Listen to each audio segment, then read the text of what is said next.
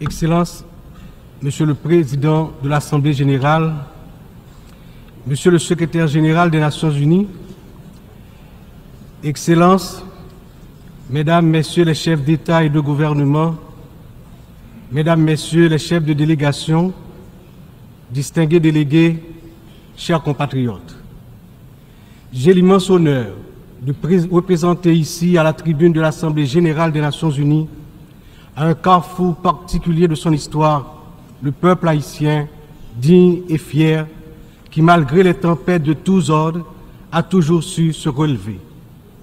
Première république noire du monde, Haïti porte dans ses entrailles la fierté d'une lutte héroïque pour la liberté et la dignité humaine. Elle se trouve aujourd'hui à un carrefour décisif. C'est donc avec le poids de cette histoire et l'espoir d'un avenir meilleur que je m'adresse à vous en appelant à la solidarité agissante de la communauté internationale.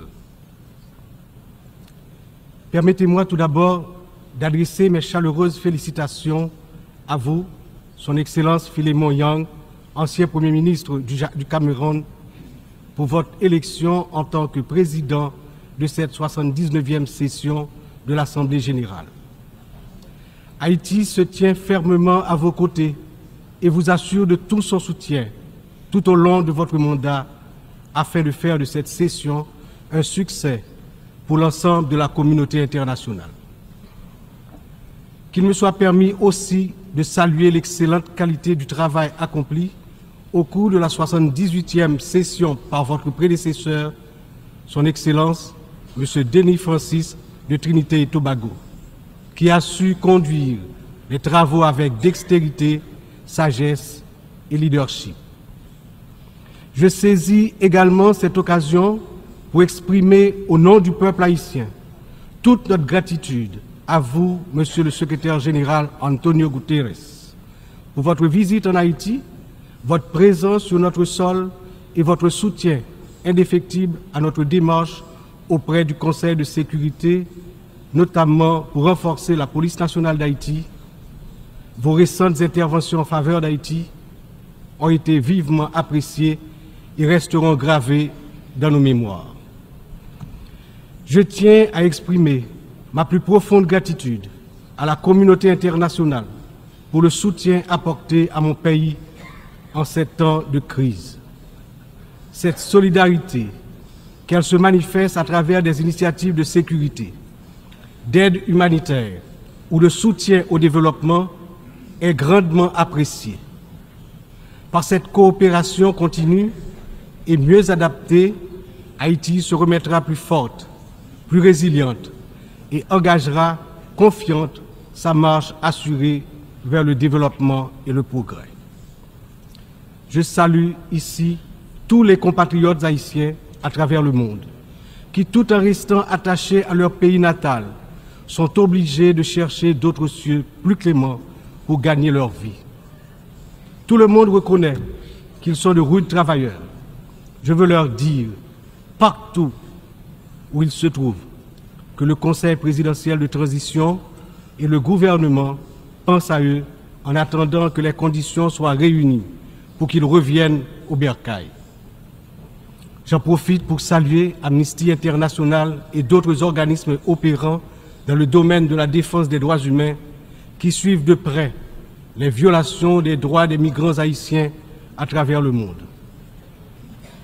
Je me permets, au nom du peuple haïtien, de saluer fraternellement tous les amis d'Haïti qui ont fait preuve de solidarité envers les migrants de notre pays, en particulier ceux résidant à Springfield dans l'Ohio aux États-Unis.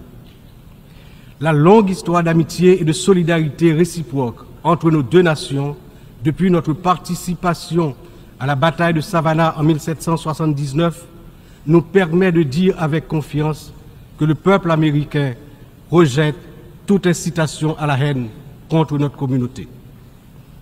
La participation active des immigrés haïtiens à différents niveaux de la vie des États-Unis est tangible et significative. À cet égard, les passions qui émergent naturellement lors d'une campagne électorale ne devraient en aucun cas servir de prétexte à la xénophobie ou au racisme dans un pays tel que les États-Unis, une nation forgée par des immigrants de toutes origines et qui s'est érigée en modèle de démocratie à l'échelle mondiale. Monsieur le Président, Excellences, Mesdames et Messieurs, le thème de cette 79e Assemblée générale, ne laisser personne de côté, agir ensemble pour la paix, le développement durable et la dignité humaine des générations présentes et futures, résonne profondément avec les défis majeurs auxquels le monde est confronté aujourd'hui. Ce thème est un appel urgent à l'unité et à la coopération internationale dans un contexte où les inégalités, les conflits et la crise climatique exacerbent la vulnérabilité de millions de personnes à travers le globe. Alors que de nombreuses nations peinent à atteindre les objectifs de développement durable, il est plus que jamais nécessaire de garantir que toutes les voix, en particulier celles des plus marginalisées, soient incluses dans les processus de décision mondiaux. Cette thématique revêt également une importance capitale dans le contexte de la crise actuelle en Haïti. Il incarne l'essence même de notre lutte pour restaurer la paix et la stabilité, tout en assurant que chaque citoyen haïtien, chaque citoyenne puisse jouir de ses droits fondamentaux. Agir ensemble, comme le souligne le thème, est essentiel pour Haïti, car notre redressement ne peut se faire pleinement sans cette solidarité internationale. Monsieur le Président, Excellences, Mesdames et Messieurs, aujourd'hui notre monde est confronté à des défis d'une ampleur sans précédent, des défis qui préoccupent profondément l'ensemble de la communauté internationale. Les Nations Unies, dans leur mission historique de promouvoir la paix, la sécurité et le développement durable, se retrouvent en première ligne face à des crises qui menacent non seulement des nations isolées, mais l'ensemble de l'humanité. Le changement climatique est sans doute l'un des plus grands périls de notre époque. D'après les données récentes du groupe d'experts intergouvernemental sur l'évolution du climat, la température mondiale a déjà augmenté d'environ 1,1 degré centigrade depuis l'ère pré-industrielle. Cette élévation a provoqué une intensification des phénomènes climatiques extrêmes tels que les ouragans, les sécheresses, les inondations, des catastrophes qui affectent particulièrement les nations les plus vulnérables comme Haïti. En 2023, le Programme des Nations Unies pour le développement a estimé que plus de 100 millions de personnes supplémentaires risquent de basculer dans la pauvreté d'ici à 2030 en raison des effets du changement climatique. Pour Haïti, qui fait partie des pays les moins émetteurs de gaz à effet de serre, mais qui ont subi les impacts les plus dévastateurs, cette crise mondiale exacerbe nos difficultés à garantir la sécurité alimentaire, l'accès à l'eau potable et la stabilité économique. Les conflits armés continuent également de semer la destruction et de ravager des vies humaines. Selon le Haut Commissariat des Nations Unies pour les réfugiés, le nombre de personnes déplacées de force a atteint 110 millions en 2023, un chiffre qui n'a jamais été aussi élevé dans l'histoire de l'humanité. Que ce soit en Syrie, en Ukraine ou dans la région du Sahel, ces conflits prolongés exacerbent la pauvreté, détruisent des infrastructures vitales et entraînent des flux massifs de réfugiés. Le monde ne peut rester inactif alors que des millions d'hommes, de femmes et d'enfants fuient les violences en quête de sécurité et de dignité. L'engagement de la communauté internationale est plus que jamais nécessaire pour trouver des solutions diplomatiques et promouvoir des initiatives de consolidation de la paix. Un autre défi majeur concerne les inégalités économiques qui continuent de se creuser. Selon le rapport sur le développement humain 2023 du PNUD, près de 1,2 milliard de personnes vivent encore dans la pauvreté multidimensionnelle, c'est-à-dire qu'elles manquent d'accès à des services essentiels tels que la santé, l'éducation et des conditions de vie décentes. La pandémie de Covid-19 a amplifié ces inégalités, poussant des millions de personnes supplémentaires dans la pauvreté. Pour des nations comme Haïti, l'impact a été dévastateur. Avec un taux de pauvreté des plus élevés, le pays fait face à des défis structurels profonds. Mais ces inégalités ne sont pas seulement un problème haïtien, elles sont un problème mondial qui requiert des réformes économiques globales. En outre, les défis liés à l'insécurité alimentaire se sont intensifiés ces dernières années. Selon l'Organisation des Nations Unies pour l'alimentation et l'agriculture, plus de 735 millions de personnes dans le monde ont souffert de la faim en 2022, une augmentation alarmante qui reflète les perturbations causées par les conflits, les crises économiques et le changement climatique. Haïti, malheureusement, ne fait pas exception. Le Programme alimentaire mondial a récemment souligné que près de la moitié de la population haïtienne est en situation d'insécurité alimentaire aiguë. Cette situation n'est pas seulement une urgence humanitaire, mais une menace pour la stabilité de notre nation. Nous devons travailler ensemble pour renforcer les systèmes agricoles, garantir un accès équitable aux ressources alimentaires et lutter contre la faim de manière concertée et durable. Enfin, les progrès technologiques apportent de nouvelles opportunités, mais également de nouvelles menaces. L'accélération du développement de l'intelligence artificielle, la prolifération des cyberattaques, la désinformation mettent en danger la stabilité des démocraties à travers le monde.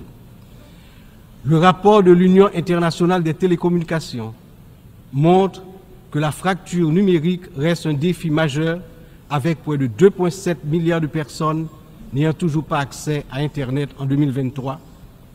Haïti étant l'un des pays les moins connectés, doit impérativement bénéficier de soutien pour combler cette fracture numérique et participer pleinement à l'économie mondiale du XXIe siècle. Cette année, Haïti réaffirme son engagement en faveur de la préservation de notre patrimoine commun, les océans. C'est pourquoi j'annonce aujourd'hui avec fierté que Haïti signera l'accord sur la biodiversité marine au-delà des juridictions nationales, adopté le 19 juin 2023 et ouvert à la signature depuis le 20 septembre 2023. Cet accord est un outil crucial pour garantir la protection de la biodiversité marine, promouvoir une exploitation durable des ressources marines et renforcer la résilience des États insulaires comme le nôtre face aux défis du changement climatique. Haïti est déterminé à collaborer avec la communauté internationale pour s'assurer que cet accord profite à toute l'humanité, tout en contribuant à la protection des écosystèmes marins dont nous dépendons tous. Ces défis mondiaux ne peuvent être relevés que par un engagement renouvelé en faveur du multilatéralisme, de la solidarité et de l'action collective. Haïti, malgré ses difficultés, se tient prête à collaborer avec la communauté internationale pour surmonter ces crises et bâtir un avenir où la paix, la justice et la dignité humaine triomphent. Mais nous ne pouvons y arriver seuls. C'est ensemble que nous devons agir pour garantir que personne ne soit laissé de côté. Excellences, Mesdames, Messieurs, en proclamant l'indépendance d'Haïti le 1er janvier 1804, le général Jean-Jacques Dessalines, père fondateur de notre patrie, a donné aux droits de l'homme leur caractère universel. En d'autres termes, avec le triomphe de la révolution haïtienne de 1804, ayant lancé le processus de démantèlement de l'ordre colonial et esclavagiste, les droits de l'homme ont cessé d'être uniquement les droits de l'homme blanc pour devenir les droits de tous les hommes, de toutes les femmes, c'est-à-dire les droits de l'humanité tout entière. À ce titre, en tant que représentant de la République d'Haïti, porte-parole officielle du peuple haïtien, je me vois dans l'obligation d'attirer l'attention des dirigeants des grandes puissances sur le danger de guerre nucléaire menaçant l'existence des peuples sur tous les continents. Dans cette optique, au nom de la République d'Haïti, je lance un vibrant appel aux chefs d'État de tous les pays membres des Nations Unies pour leur demander d'éviter à l'humanité le péril de la fin de la civilisation sur Terre. Monsieur le Président, Excellences, Mesdames et Messieurs, je m'exprime aujourd'hui avec l'expérience de plusieurs années consacrées au service de mon pays. Mon parcours politique, profondément ancré dans l'histoire d'Haïti, m'a permis de traverser de nombreuses épreuves, toujours avec un même objectif: le progrès de mon pays, la fierté, la dignité restaurée et le bien-être du peuple haïtien meurtri. Ayant présidé le Sénat de la République de 1995 à 2000, puis ayant été témoin de moments critiques de notre histoire politique, j'ai vu de près les défis auxquels notre nation a été confrontée. Mon engagement politique remonte à une époque où les luttes pour la stabilité et la démocratie étaient omniprésentes. Aujourd'hui, en tant que président du Conseil présidentiel de transition, je me retrouve à nouveau à un moment charnière de l'histoire d'Haïti.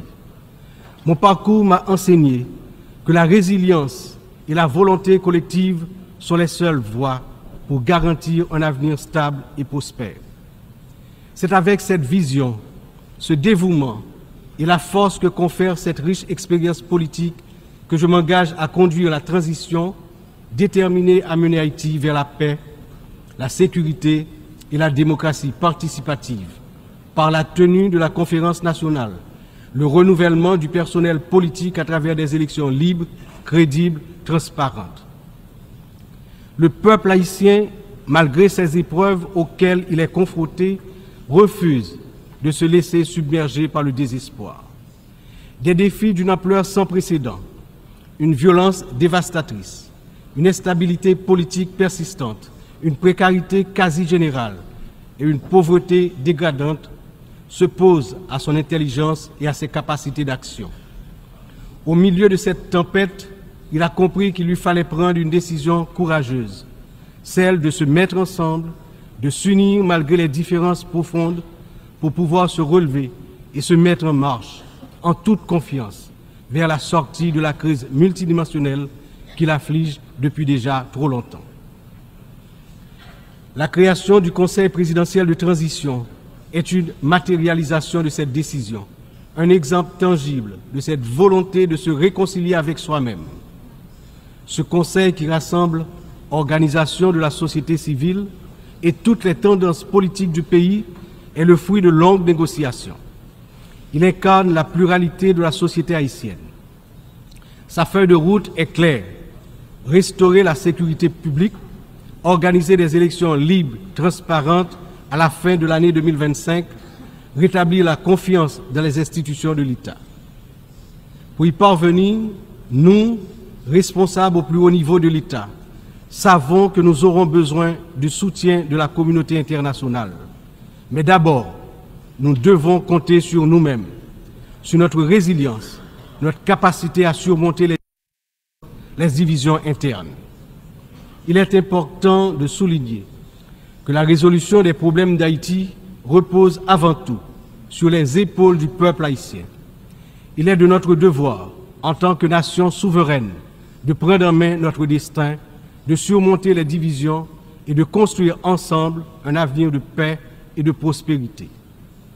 Cependant, cette responsabilité n'incombe pas seulement à nous.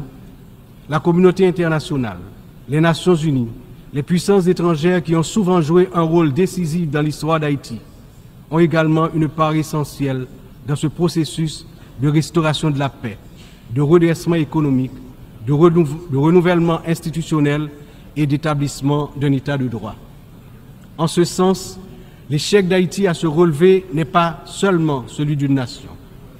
Il traduit un échec collectif, une incapacité mondiale à respecter pleinement les principes de solidarité, de justice et de coopération internationale. C'est ensemble, avec une responsabilité partagée et un engagement renouvelé, que nous pourrons transformer cette crise en opportunité et tracer une voie durable vers la paix. Aujourd'hui, Haïti fait face à une crise sécuritaire d'une gravité sans précédent. La montée en puissance des gangs armés, la violence généralisée, l'instabilité politique, ont plongé la nation dans un état de vulnérabilité extrême.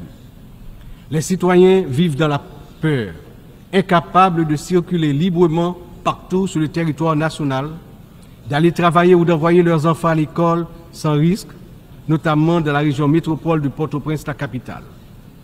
Cette situation affecte tous les aspects de la société haïtienne, fragilise les institutions, paralyse l'économie, mine l'espoir de lendemain meilleur. L'avenir du pays est menacé. 50% de l'effectif des gangs de la région de la capitale sont constitués d'enfants et d'adolescents, filles et garçons. Ils servent souvent de chair à canon lors des opérations contre les forces de l'ordre. Ils sont l'objet de graves violences de toutes sortes, y compris des violences sexuelles. Ces abus et violences exercés contre des enfants et des adolescents doivent être considérés comme un crime contre l'humanité, compte tenu de leurs conséquences sur les générations à venir. Le rétablissement de la sécurité nationale est une priorité absolue pour les autorités haïtiennes. Elles sont pleinement engagées à mettre fin à cette spirale de violence et à restaurer l'ordre afin de garantir à chaque citoyen, à chaque citoyenne, le droit fondamental à la sécurité. Elles sont conscientes que la paix et la stabilité sont les fondements indispensables pour permettre à Haïti de se redresser, de rétablir la confiance dans ses institutions, d'assurer le développement socio-économique du peuple. Dans cette optique, la décision du Conseil de sécurité d'autoriser le déploiement de la mission multinationale d'appui à la sécurité à travers la résolution 2699 a été une réponse directe aux appels du peuple haïtien. Cette mission, bien que n'étant pas une force onusienne classique, incarne l'engagement de la communauté internationale à soutenir Haïti dans sa lutte contre l'insécurité. J'exprime au nom du peuple haïtien ma profonde gratitude aux États contributeurs, notamment au Kenya, pour avoir accepté d'assumer le leadership de la mission, ainsi qu'à tous les pays qui ont apporté leur soutien.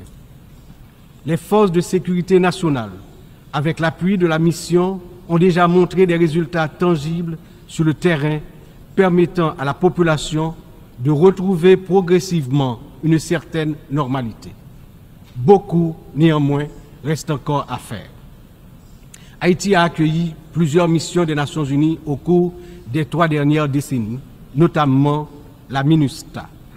Si certaines de ces missions ont contribué à stabiliser temporairement le pays, elles ont également laissé un héritage lourd de conséquences. Des allégations de violations graves des droits humains, y compris des abus sexuels, ont ébranlé la confiance du peuple haïtien. L'absence de poursuite et de réparation pour les victimes a renforcé un sentiment d'impunité, minant ainsi les efforts de reconstruction. Il n'est cependant jamais trop tard pour bien agir et pour tirer des leçons du passé. En repensant l'approche, nous avons l'opportunité de redorer le blason des missions internationales en Haïti et de construire un avenir meilleur pour le peuple haïtien. C'est dans cet esprit que nous souhaitons voir amorcer une réflexion sur la transformation de la mission de soutien à la sécurité en une mission d'opération de maintien de la paix sous mandat de l'Organisation des Nations Unies. Cette transformation permettrait non seulement de sécuriser un financement plus stable et d'élargir les capacités de la mission, mais également de renforcer l'engagement des États membres en faveur de la sécurité en Haïti. Je suis convaincu que ce changement de statut, tout en s'assurant que les erreurs du passé ne se répètent pas, garantira le plein succès de la mission en Haïti. Excellences, Mesdames et Messieurs, je me tiens aujourd'hui devant cette Assemblée en tant que voix de la République d'Haïti, pays dont l'histoire est inextricablement liée aux idéaux de liberté et de justice que nous célébrons tous ici. Mais Haïti, la première nation noire indépendante du monde, est aussi la grande victime d'une injustice historique qui a non seulement retardé son développement, a aussi marqué son peuple d'un fardeau dont les répercussions se font encore sentir. En 1825, à peine 21 ans après avoir gagné sa liberté au prix d'une lutte héroïque, Haïti a été contrainte de payer une dette colossale à la France, pays colonisateur, en échange de la reconnaissance de son indépendance. Cette rançon imposée sous la menace a siphonné les ressources de la jeune nation, la plongeant dans un cycle infernal d'appauvrissement dont elle peine toujours à sortir. Cette dette a été une forme de punition pour sa hardiesse à se libérer des chaînes de l'esclavage et hisser l'être haïtien à la dignité de l'homme. Elle a été une pénalité injuste qui a asphyxié le potentiel économique et social du peuple noir d'Haïti pendant des générations.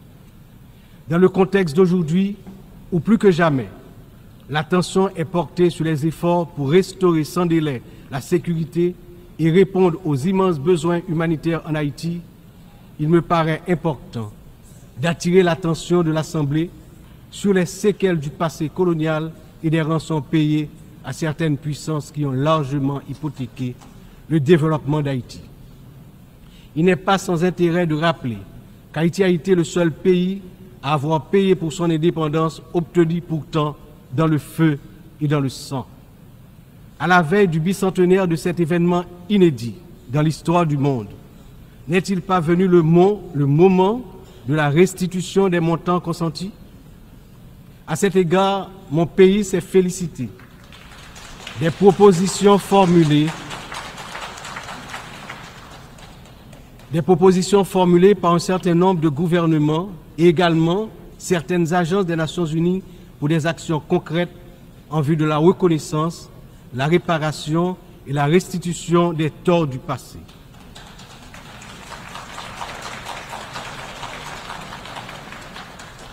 Haïti a confiance sans réserve dans l'Organisation des Nations Unies, dont les piliers sont la lutte pour l'égalité entre les peuples et le maintien de la paix entre les nations, pour jouer son rôle notamment dans la mise en place des mécanismes appropriés pour faciliter le dialogue entre les pays victimes de la colonisation et les anciennes puissances coloniales.